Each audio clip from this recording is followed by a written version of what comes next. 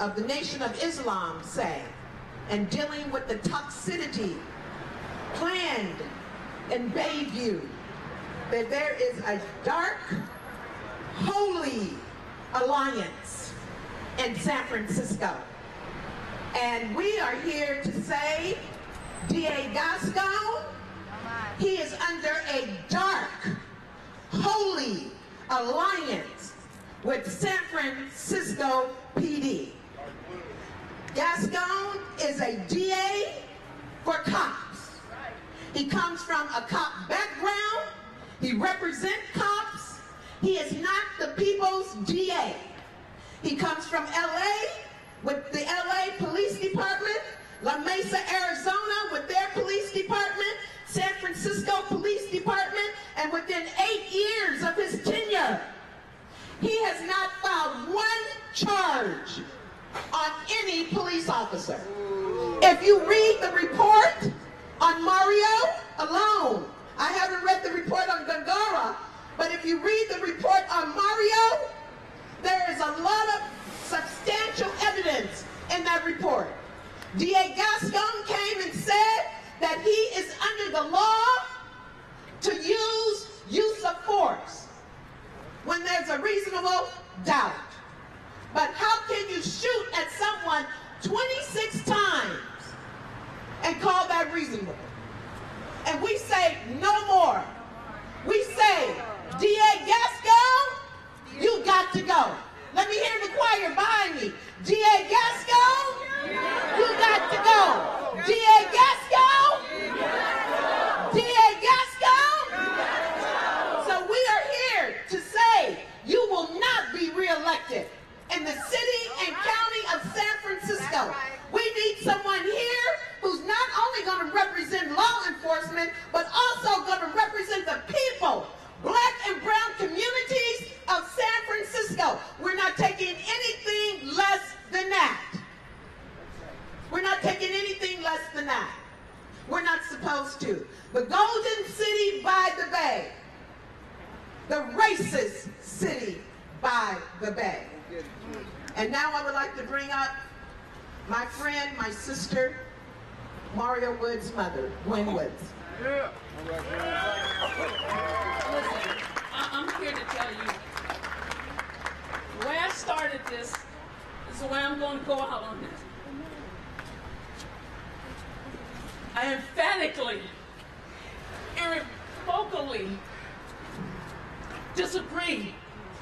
Because when the media reported like I was okay with this, I'm not okay with this, Gascon. It's reprehensible what he did to Mario. It's like the 12th became December 2nd, 2015. He executed him all over again. I'm gonna always say this. He was the best of me. People ask, he had empathy. That's why. He would have been in that situation and he would have said, guess what? Let's try and talk him off the ledge. No, you guys didn't. You're so full of hate. I'm gonna say this.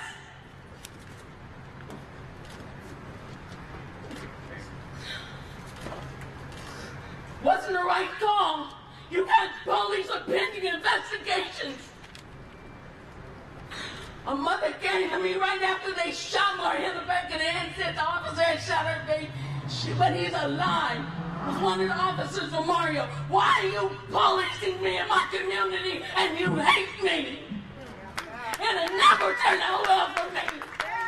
It'll never turn out well for me. If you're that scared of me, don't police me. Because it's never going to turn out well. I never said their names until today. Winston Cito, Antonio Santos, Scott Phillips, Charles August, Nicholas Cueva, Scott Phillips. You may have gotten off for this one, but there's a higher judge, and trust I'm praying that you get yours. Mario didn't deserve that. He did not deserve that. How? We're still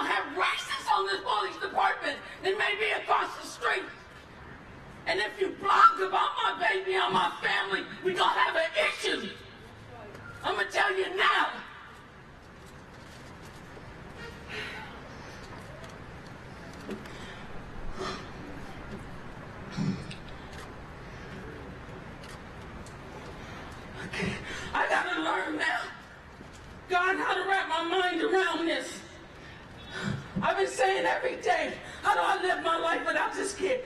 He was the best to me. Why? He had empathy. If you were hungry, bring him to the house, feed him, Mom. You were cold, he'd give an extra coat. He should have been able to go through it. But my question is, why shake my head? Because you guys are ill-equipped, improperly trained. But if you guys can apprehend white boys or European boys that look like they're European, and they go in schools and annihilate and execute and assault, and you give them bulletproof vests and Burger King, and you apprehend rapists, and the judge says they get to do 6 months. But black and brown and poor, you've already came in my city and you made a judgment call.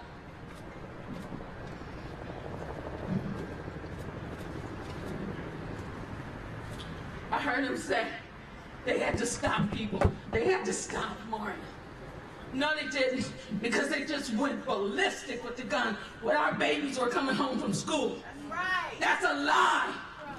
They saw him, like I said, on the 2nd of December 2015. They saw him as nothing or nobody, or that nobody loved him. Let me tell you, I love that kid. And he was worth me fighting for. He was the best of me. Something that you all can use on this police before.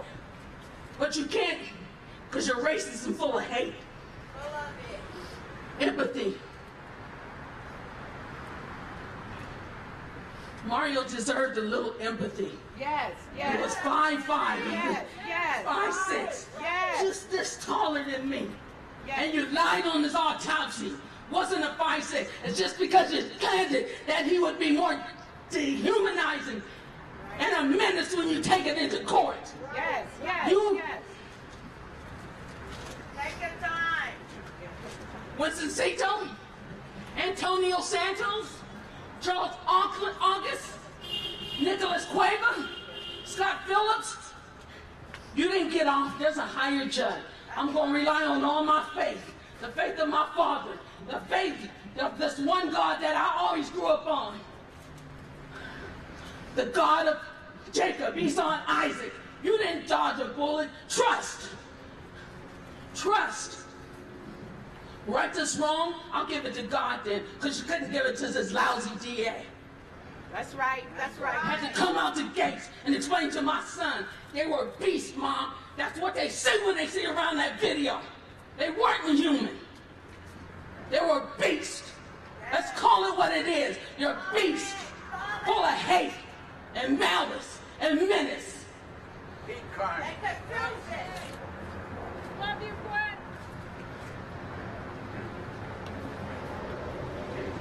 I can't digest this. This man gave me a pill to digest without water, and I'm choking on it. I am choking on it. Today I wish we were a city like Ferguson.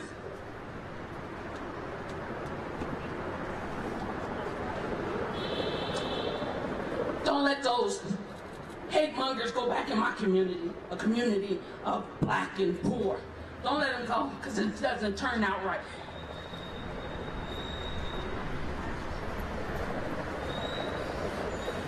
Don't give my story nonchalantly. Anyone saw that video and said it was okay, they were in their rights, there's no soul in you. There's no compassion or no decency, no moral compass, everything that this police department is. They have reflected it.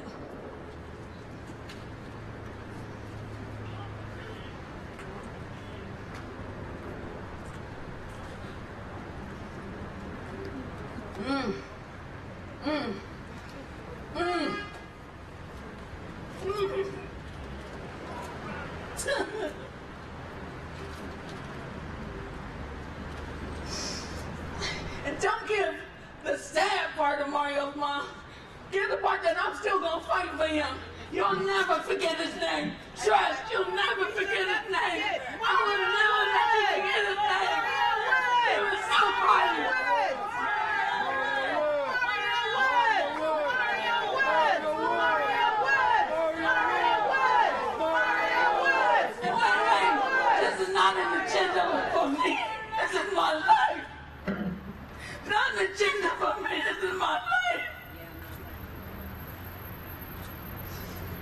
It's my life!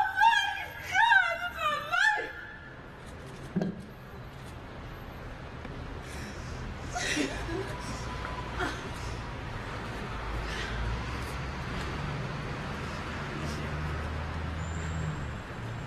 He was something. He was somebody. He was my child. He was love.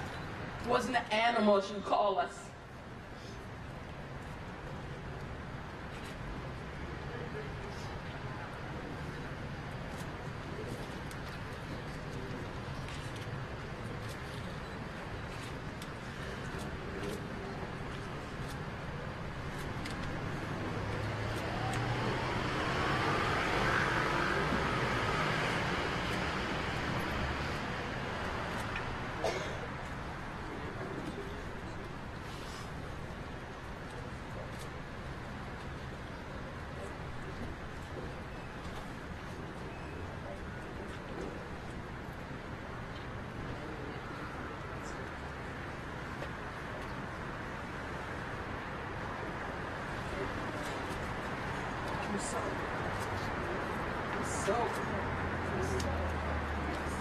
Thank you, Mama.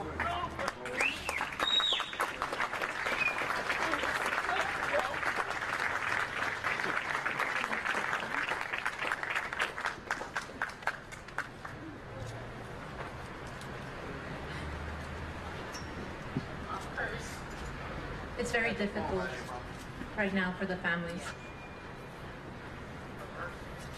We're going to have Jose Gongora Pat, brother of Ruiz Gongora Pat, speak next. After he delivers his speech in Spanish, I will translate it in English.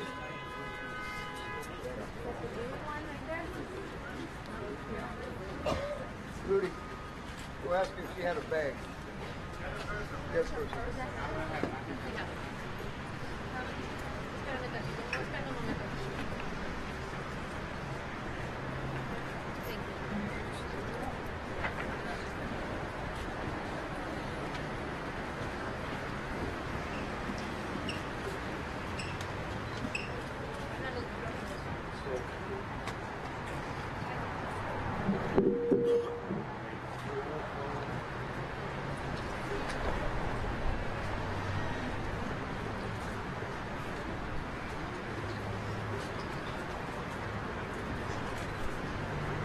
Mi nombre es José Manuel Góngora Pat, el hermano de Luis Góngora Pat.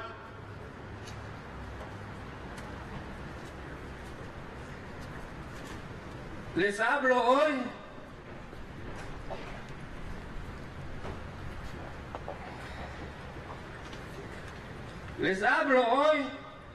con el corazón partido.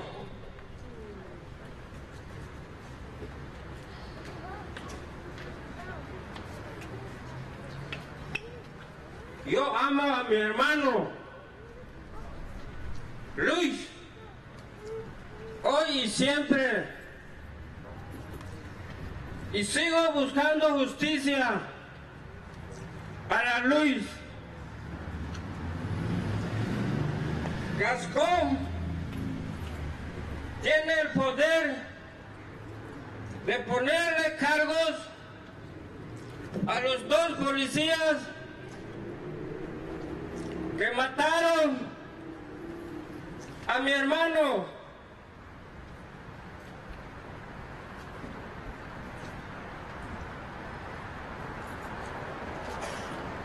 Pero decidió encubrirlos. Y esos policías asesinos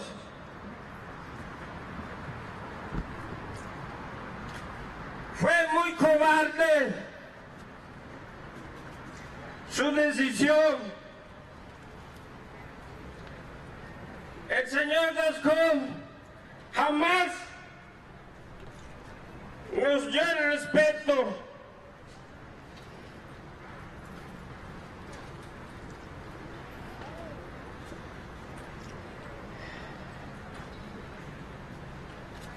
que merecemos como familia.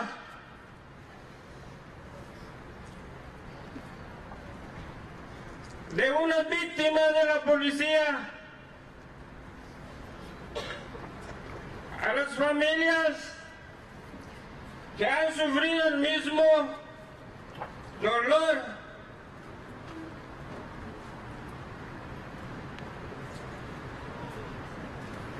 Les pregunto, ¿qué podemos hacer juntos para buscar la justicia? La policía que mata, que se vaya a la cárcel.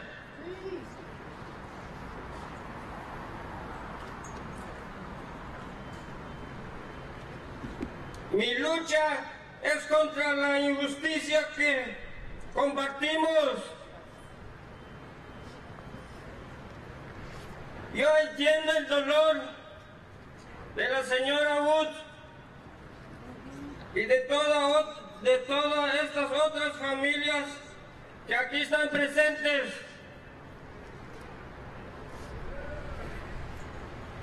Yo sé que juntos vamos a la justicia para nuestros familiares.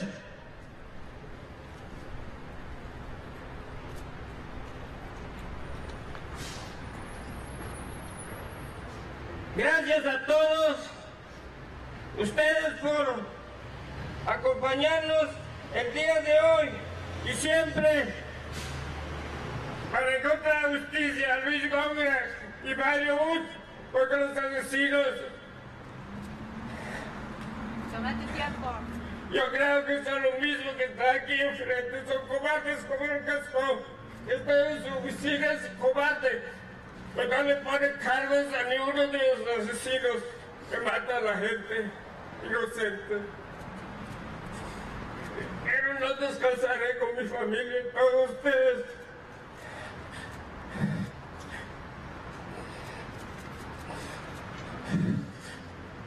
Pero promete a mi mamá, no descansaré. Una solución. Que lo que me hicieron es policías que me están viendo llorando cobardemente. Cobardes. Pues nomás pueden con sus armas. Porque si tienen los pantalones puestos, que enfrente a uno como hombres, no como cobardes, como Gascón que no les puso.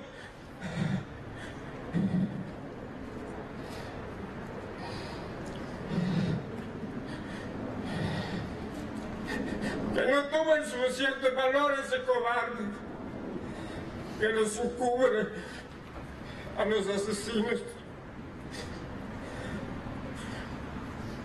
Pero yo, aquí, me están viendo llorar y les voy a ver un día llorando, que también ustedes, un familiar de ustedes, matados también por los mismos policías que mató a mi hermano.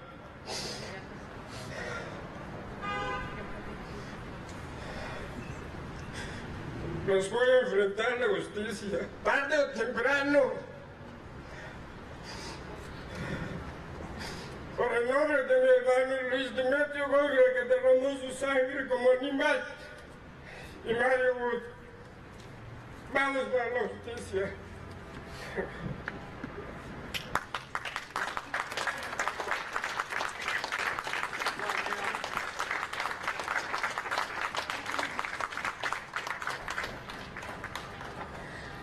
This is the written part of Jose's speech. I will do the best also to convey his spontaneous words. I speak to you today with a broken heart. I love my brother Luis today and always. And I'm still looking for justice for Luis. Gascon has the power to charge the 2 policemen who killed my brother. but he decided to cover up for those murderous cops. His decision was very cowardly. Mr. Gascon never gave us the respect we deserve as a family of a victim of the police. To the families who have suffered the same sorrow, I ask you, what can we do together so that killer cops go to jail? My struggle is against the injustice we share. I understand the pain of Mrs. Woods and all of these other families here present. I know that together we will find the way to justice for our beloved relatives. Thank you all for joining us today and always. Jose then said he wants justice for Luis Góngora Pat. Where are those cowardly killers? Cowardly like Gascon, who sits up in his office. I will not rest. I promised my mother I would not rest until I found the way to consequences for those police officers. They hurt us. I'm here, up here, crying before you. This is how they hurt us. How come they hide from us? Those killers hiding like Gascon. Come out and show your faces like men.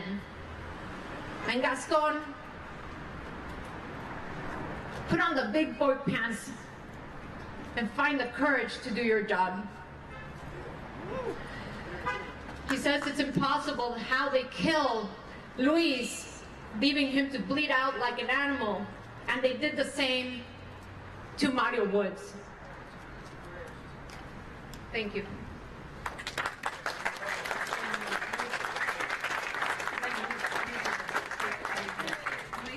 That's a statement from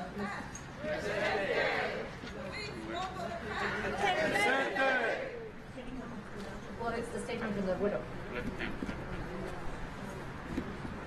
Luis Putpat, cousin of Luis Góngora Pat, is going to deliver a written statement sent by Mrs. Carmen Maycan, the widow of Luis Góngora Pat. Buenas tardes a todos. Hoy es un día muy decepcionante para la ciudad de San Francisco por las decisiones que tomó el señor Gascon.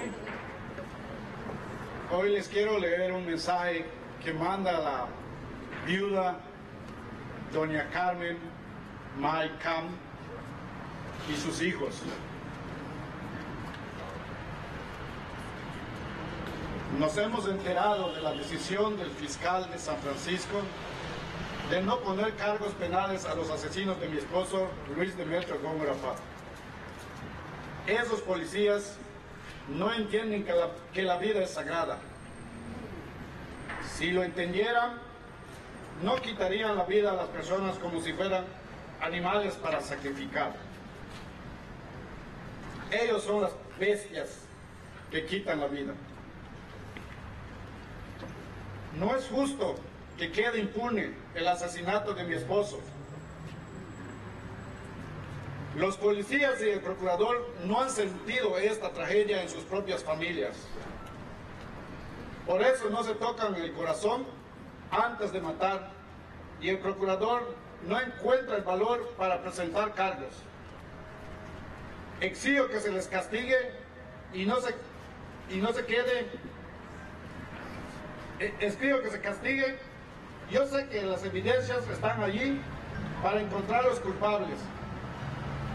Con mi equipo legal en San Francisco vamos a comprobar que mataron a un hombre inocente, a una persona que nunca causó daño. Todo el mundo sabrá que esos policías merecían ir a la cárcel. Luis es un hombre noble, muy trabajador, un esposo cariñoso, siempre pendiente de sus hijos sus padres y sus hermanos. Yo voy a luchar toda mi vida para levantar su nombre y su honra en contra de las mentiras de la policía. Agradezco a toda la comunidad en San Francisco que nos ha apoyado desde el inicio de nuestra lucha por justicia. Mis hijos y yo esperamos poder visitarlos pronto. Mis oraciones están con la señora Wood el día de hoy. Espero conocerle un día muy pronto. El señor Gascón es un cobarde y no puso cargos a los policías que asesinó a Luis Góngora Pat. This is the Spanish translation. The English translation. We have learned of the decision of the San Francisco District Attorney not to press criminal charges against the murderers of my husband, Luis Demetrio Góngora Pat. Those policemen do not understand that life is sacred. If they did, they would not take a person's life as if he were an animal to be sacrificed. They are the beasts that take life. It is not just that the murder of my husband will go unpunished. These police officers and the district attorney have not felt this tragedy in their own families. That is why they do not temper their hearts before killing, and the DA does not find the courage to press charges. I demand that they be punished. I know that the evidence is there to find them guilty. With my legal team in San Francisco, we will prove that they killed an innocent man, a person who never caused harm. The world will know that these policemen deserve to go to jail.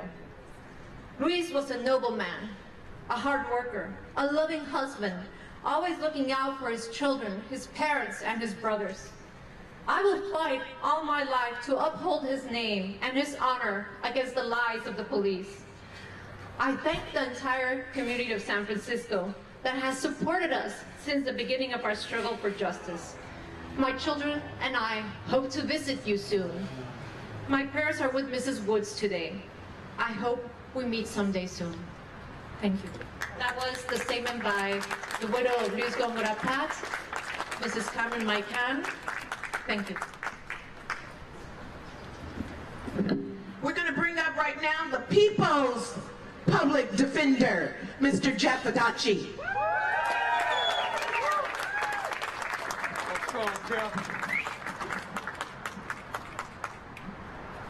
I want to express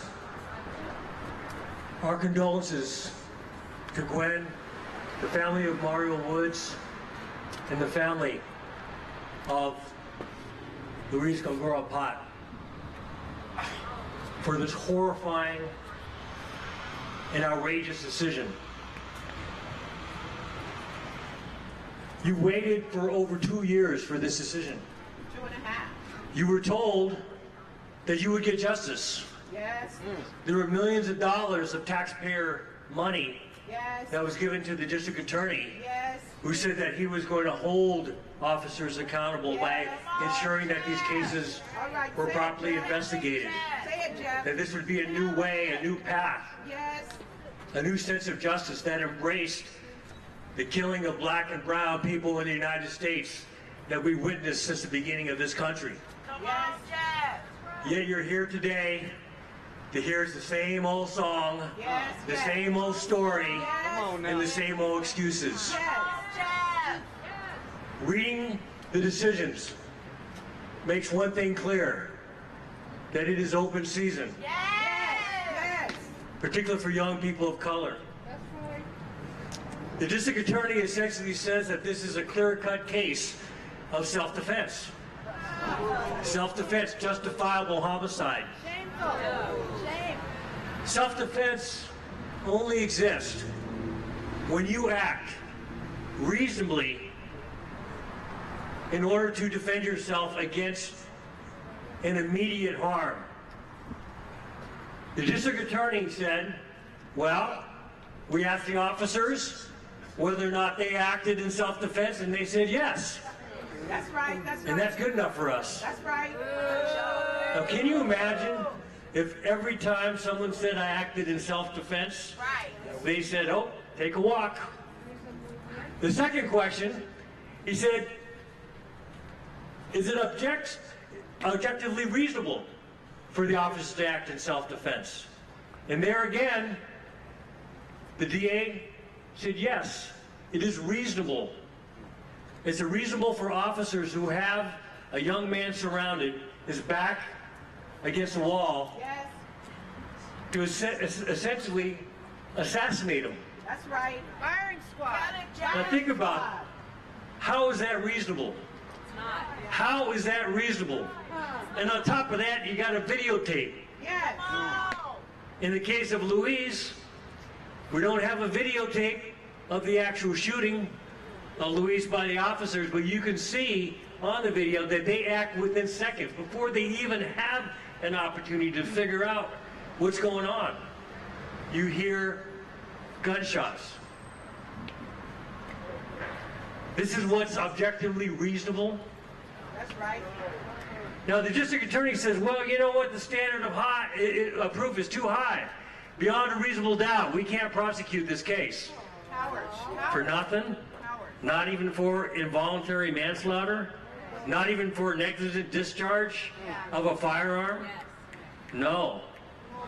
Yet this is the same district attorney who prosecuted last fall an undocumented immigrant who found a gun on a pier, who discharged the weapon accidentally, undisputed evidence that the bullet ricocheted 7 feet in front of him and then went some 83 feet.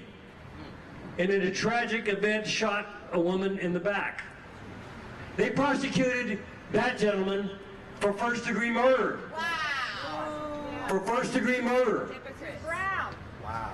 And yet, they're telling you that they cannot prosecute any of these officers, not even for a misdemeanor. Wow. So that's a scary proposition, Yes, it is. and it's a warning Yes. to everyone out there that police officers in San Francisco, the progressive bastion of the nation, are not going to be held any more accountable than anywhere else in this country. What we need to do, though, is to make sure that we continue to spread the message, that we continue to fight, and we continue to demand accountability. Because guess what? It's still happening today. Yes. Yes. It's still happening today, and it'll happen tomorrow. So thank you for being here, and thank you for continuing to fight for justice. Hold on, Jeff. All right now.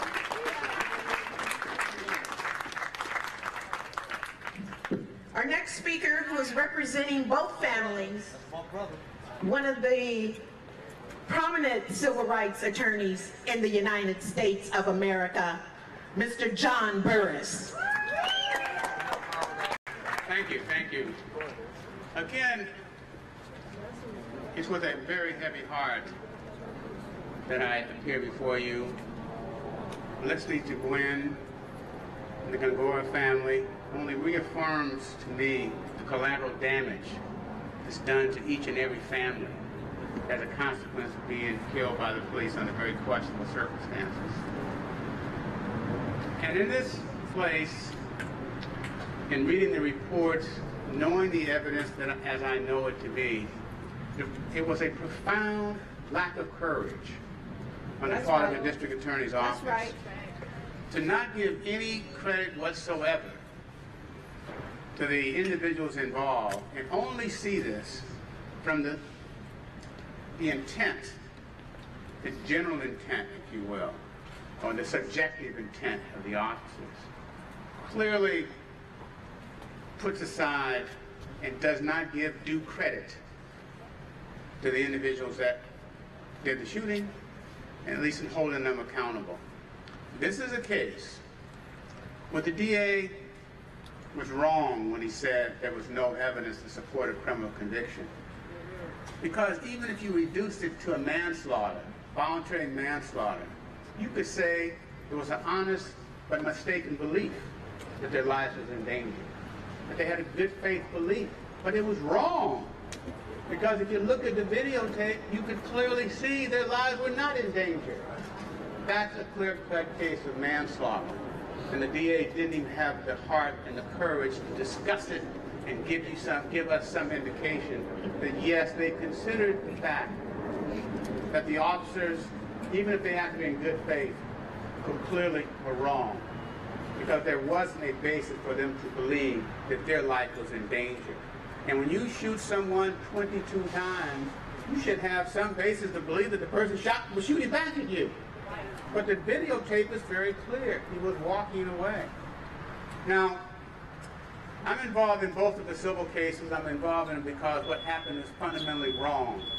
And these families deserve their day in court to at least vindicate and show that the family member that they love, as Gwen would say, he was the best of her.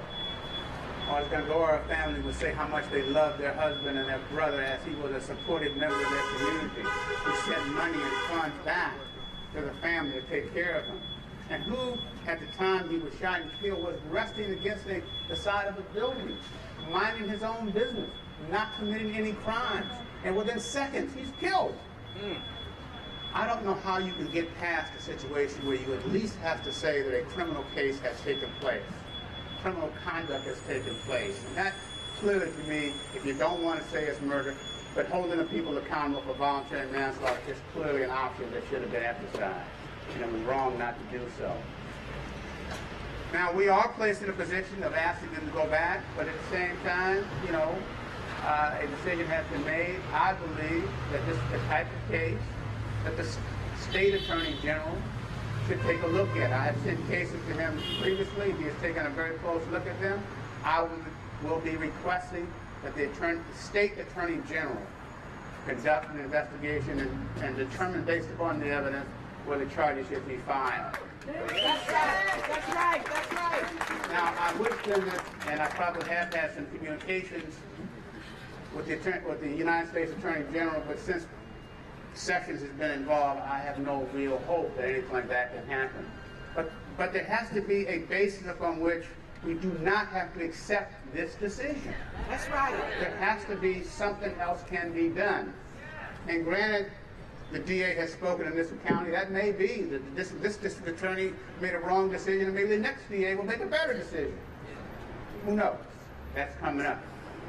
But from our point of view, the families here are suffering a great deal, and justice to them was not and has not been served. The lack of courage on the part of the district attorney's office has sent a clear message to us, like it has been sent around the country in various other police departments and various other attorney generals and DA offices. There can be no real justice if you look at the district attorney's office for justice. And that, unfortunately, is wrong. So from my point of view, I'm going to continue vigorously with the civil cases that I have. That doesn't bring real justice in a sense because it doesn't really hold the officers accountable. They don't really have to pay. You know, they kind of get a free attorney, free everything, and not held accountable. The only way that could be made possible if there's some criminal sanctions. But as long as there's no criminal punishment to pay, you are basically sanctioning this conduct for future officers to engage in the same and similar conduct. There can be no change if there's no punishment. There has to be some punishment now for these officers to know and for other officers to know that we're not going to stand by and allow this to happen. So I appreciate everyone's coming out here. I appreciate and feel the pain of the families. And this is what we see every day. And that should not be the case. Families ought not have to bear that pain alone. They should not have to bear that pain against a judicial system that's not prepared to hear them, that's not prepared to listen and see what their pain is. And so for us, we have to stay diligent, continue to forge ahead. I am there with them. My office is there with them. And I hope all the community understands that this is not the end, and hopefully it's just the beginning. Thank you.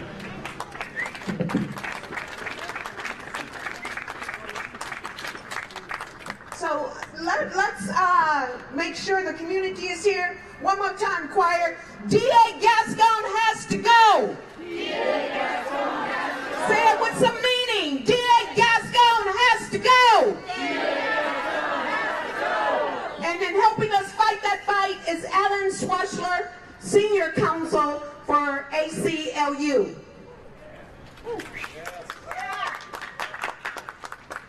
This is a terrible day. As long as I've been practicing law, I didn't see this coming.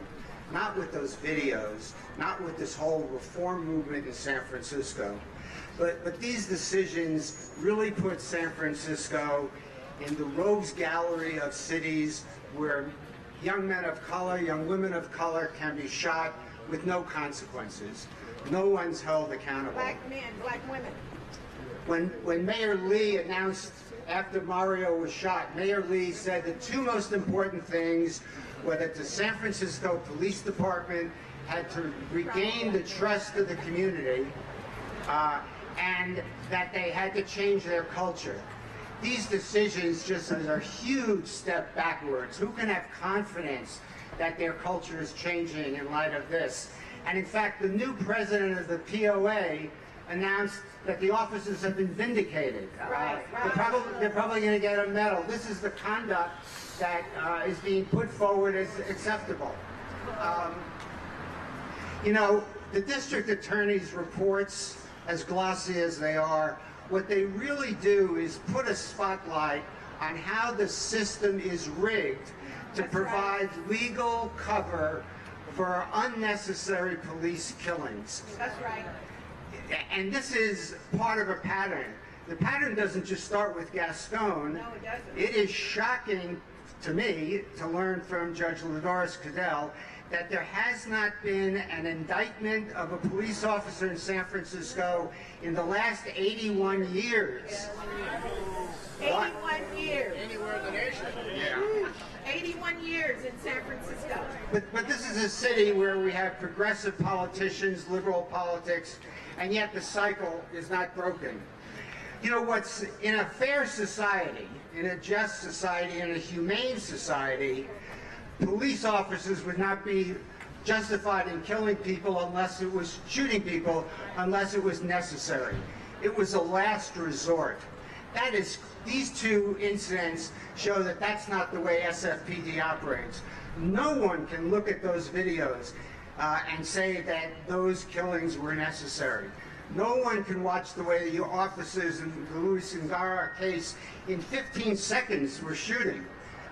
No one can watch the officers surrounding Mario Woods. Essentially what they did was they drew a line, and once he passed that line, he was a dead man. He was dead man walking, and that's why they killed him. It wasn't that he was lunging with his knife.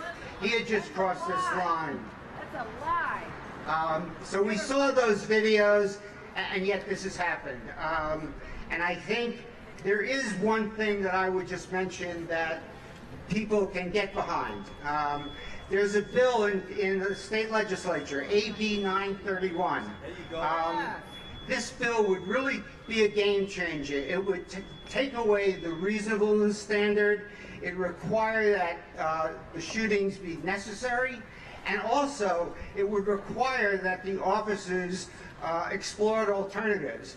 Gascon didn't mention that at all in his report. He didn't discuss the alternatives. He didn't discuss whether it was an imminent threat. He said the law won't allow me to do that.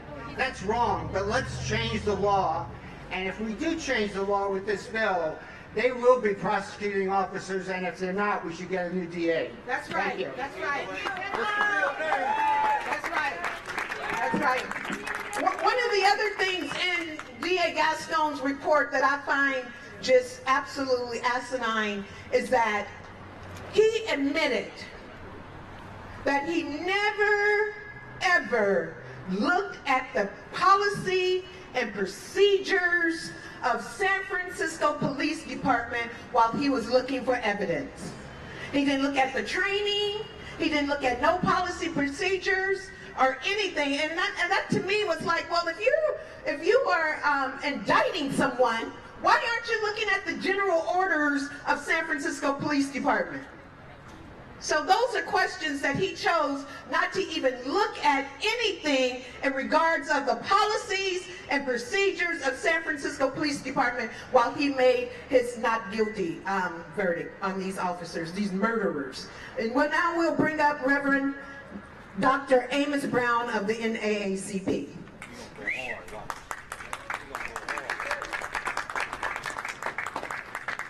Right now. Thank you very much. Let's give a big round of applause to Sister Felicia Jones for calling us to this moment in which we would be truth tellers and not ignore the evil that is again afoot in the city of St. Francis. You know, the late Dr. Martin Luther King Jr. taught only one class in his lifetime. And I would humbly remind you that I was one of the 8 students who sat at his feet at Morehouse College in 1962. And among other things that I heard from that sage, sainted, and sacrificial servant, I heard him say that an unjust law is no law at all. An unjust law is no law at all. He also advanced the argument that unjust laws demean human personality. But he said that just laws have respect and reverence for the worth and dignity of all people. Now, back in Jackson, Mississippi, whenever I went downtown by myself, my mother would always remind me, before you cross the street, you better stop, look, and listen, and then cross over. I am speaking today as one who has not come to any snap, quick, judgmental conclusion. I have stopped, I have looked, and I have listened. I have listened to what the DA said. I have looked at the facts. I've heard the cry and the moans of an oppressed, marginalized community.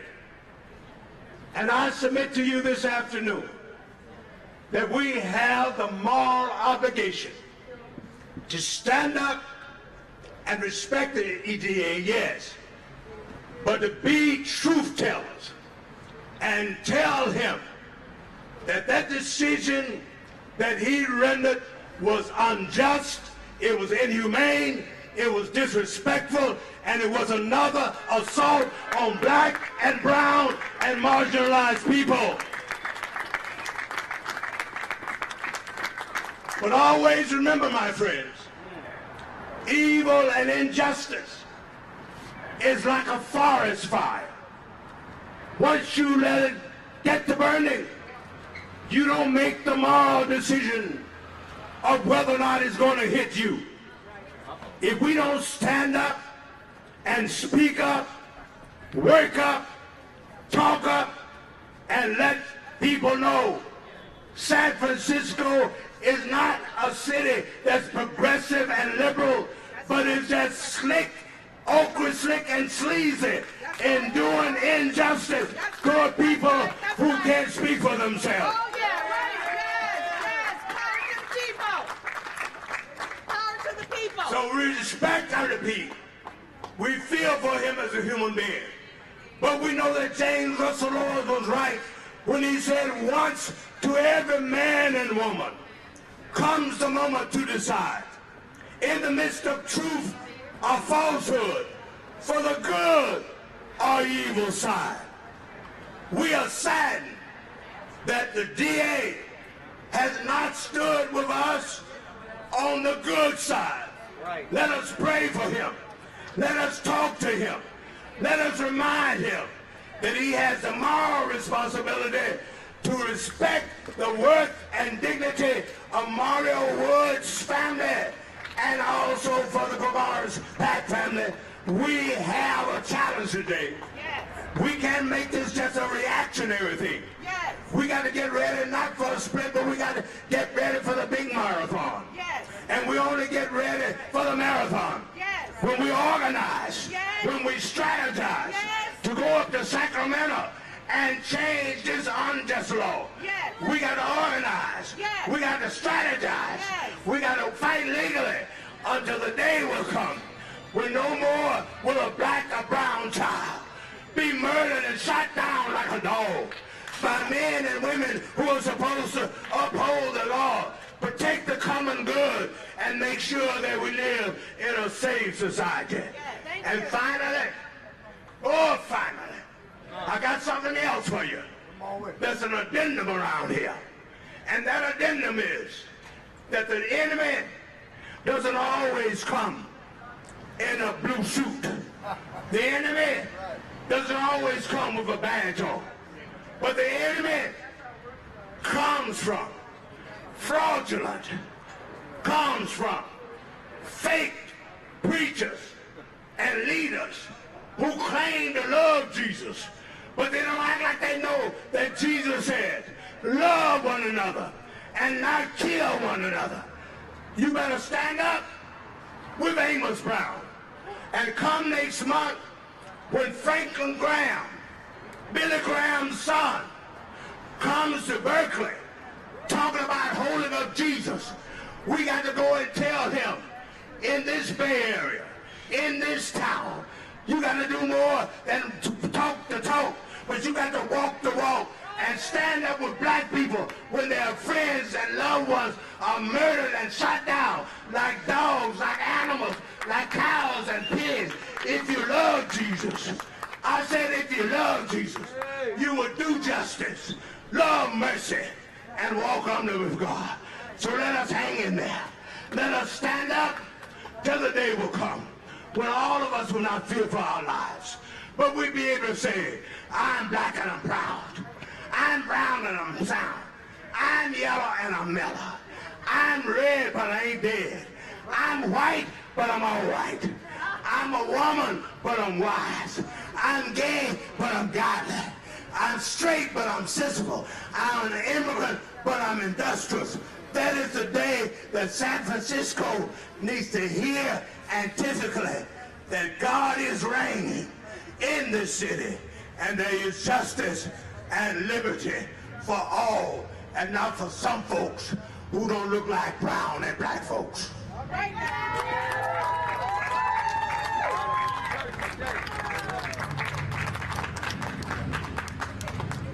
Thank you so much.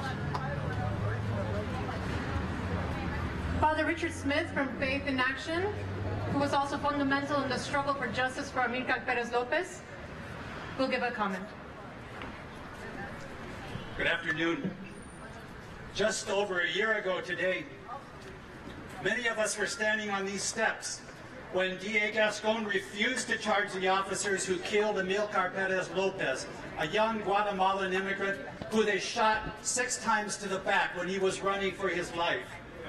That decision, just like these, was cruel and unjust. In fact, when the news reached Amilcar's family in Guatemala, his dad said exactly what you heard Ms. Wood say. It's like the DA just killed our son all over again. In Amilcar's case, the DA had told me personally that he did not believe the police. He knew they were lying. Still, he did not prosecute. And he justified his decision in the same way that he justified these decisions. To paraphrase, he said this: I know these shootings were unjust, but the system is rigged to shield and protect police who kill. What can I do?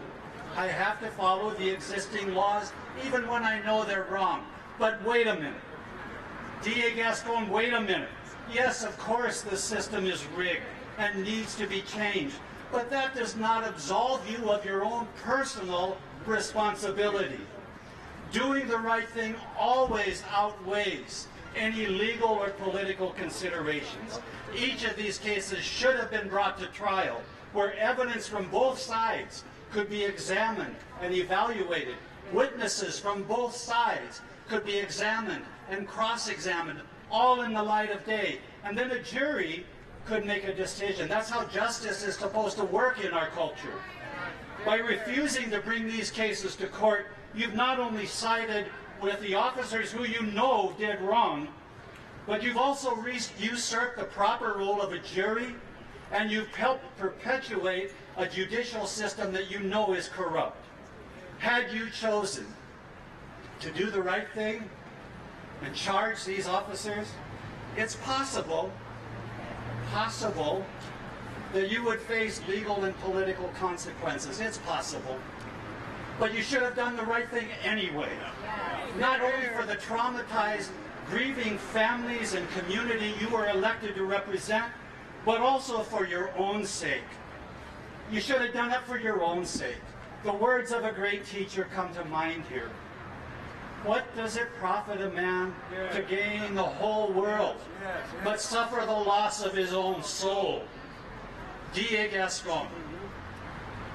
It's too late for the families of Luis and Mario and Amilcar to find justice from your office. You've made your decision. The die is cast. But there are other grieving families still with cases still pending. Stop taking the easy way out. Stop selling your soul to this corrupt judicial system. Give these remaining families justice. Thank you.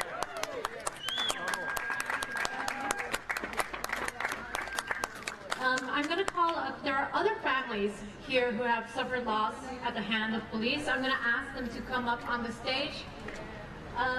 Si hay otras familias, los nietos, la familia de José Delgado está aquí, si pueden venir al escenario. Aquí está Refugio. Muy bien. So we're just going to let them have a moment to speak also. Who's going to speak first? Misha, our elder. Misha Irizarry, the mother of Idris Deli, who was killed 17 years ago by SFPD. Yeah, that was a long time for many of you who were still children, actually. We remember. And just yesterday for me, that my kid was taken down, like the Bible said, like a rabid dog. 48 bullets, 9 cops. And there's nothing special about that. We have seen it happen over and over and over again. Under Gascon, under that career cop, was a cop at least for 30 years before he became a DA. Who will never do any other work than the cop misdeeds. How many already didn't face any charges? On how many cases? It used to be 24. Is it 27 now? I think it's 27. And this is why we need every cop to carry their own liability insurance. Yeah, that's right. And this is why we're going to get that punk, I'm saying it, we're going to get that punk who didn't have the guts, and I'm going up this time, the guts to charge anyone when we have sheriffs at the head of their department nationwide who took a chance to refuse to enforce foreclosures and went to jail. And that is the way, my friends, that we lobby and we change legislation. We can do it. Yes. And we can get the politicians now who want to look good before the elections to follow us. Okay? This is not the end. We are rooting for Mario, for Luis, for Derek, for Adolfo, all the angels who are waiting for this punk here to get out. Fuera! Fuera. Fuera! Fuera. ¡Fuera!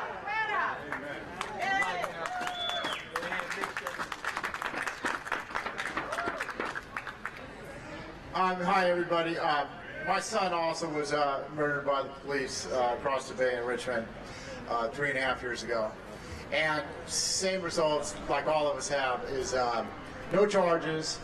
The only thing that I can say that we have going for us is that there is no statute of limitations on homicide, whether we're going to call it involuntary manslaughter or murder, or so there's still hope, you know.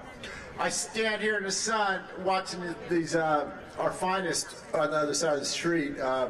We all know the word we like to use for them. It's a P word, but it's not police. You know, they're standing in the shade, they're scared of their own shadow, I think. One of them walked out a little bit, but it was noontime, so the shadow's straight down underneath them. He couldn't see it, I think. So, I got news for them and Gascon. There's a far hotter place waiting for people who defend these brothers in blue without, you know, making charges against them and stuff. This is happening all over our nation. We're stuck with these no charges against the police. Yet, if you or I was to commit a crime, we're not getting out unless we plea bargain. We cop to something. Yet the police got their get out of jail free card. Well, this Monopoly game's got to quit. We're not playing this no more. We're going to change the way these laws are. The other day in Sacramento, we got a little bit ahead with Senate Bill 1421. We're going to get more information put out about the police, which is what we need. Because the way it stands now, every complaint is the first complaint. They don't keep a log on them. And, you know, and then they call it a personnel issue. Well, they work for us. They are here to protect and serve you and I, not just the man on top. So we got to stop this. This is a personnel issue, and the personnel they're killing is our children and our brothers and our everybody. They're just not owning up to it. So thank you guys for allowing me to speak, and with your guys' help, we're going to stop this. Thanks. Next will speak Maria Duarte. She is the mother of Adolfo Delgado Duarte, who you will remember was recently killed in a hail of 100 rounds in the Mission District. Sorry.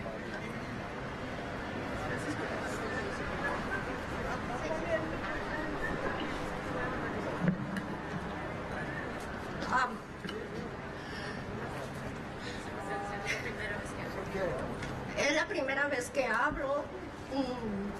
Es mucho mi dolor. Es difícil para mí hablar.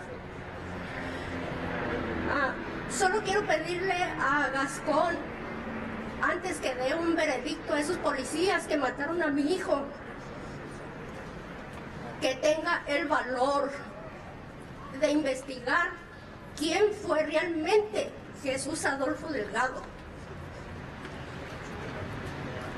Él tenía 19 años. Él nos dijo que los policías tienen derecho a disparar cuando tienen miedo. Pero yo me pregunto, ¿tanto miedo tuvieron los 10 policías que dispararon contra él? ¿Que tuvieron que aventar 99 tiros? Solamente quiero que piense bien, que investigue quién era mi hijo. Porque para ellos mi hijo fue un número más. Para mí fue mi vida. Ahora estoy viviendo muerta en vida. Me dejó con el corazón roto. Solamente pido que haya un cambio. No quiero que más familias pasen lo mismo que yo estoy pasando. Porque es algo que no se supera.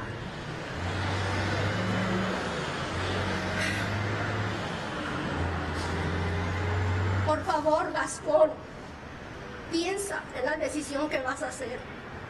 Somos muchas las familias ya. Es mucha tu crueldad. Tienes que actuar. Mi hijo tenía muchos sueños